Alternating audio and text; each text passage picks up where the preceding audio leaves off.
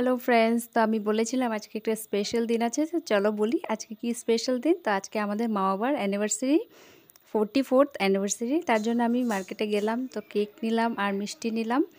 আর খুব শর্ট টাইমে আমাকে এই কেকটা বানিয়ে দিয়েছে Nimmi Majumdar. Thank you so much এত সুন্দর একটা কেক বানিয়ে দেওয়ার জন্য নিম্মি। যদি ভিডিওটা দেখছো তুমি। তারপরে তো কেক কাটিং, আর কেক কাটার সময় কী কী হয়েছে শুনো তোমরা, আমি আর ভয়েস দেবো না।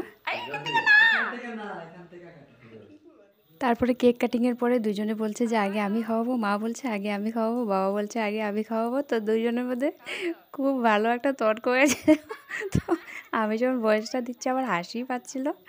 তো দুজনে যাতে ভালো থাকে, সুস্থ থাকে, এটাই কামনা করি ঠাকুরের কাছে, যাতে সবসময় এভাবেই থাকে, আমাদের মাথার উপরে যাতে বট গাছের মতন সবসময় থাকে।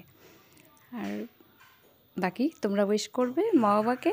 তারপরে সবাই ওয়ান বাই ওয়ান সবাই কেক খাওয়ানো হলো, মিষ্টি খাওয়ানো হলো, আর ফ্যামিলি ফটো, আর একটু ফ্যামিলি টাইম স্পেন্ড করলাম, যেহেতু হয় না একসাথে সবার। তারপরে আর কি, তো আজকের দিনটা খুব ভালোই গেল। আর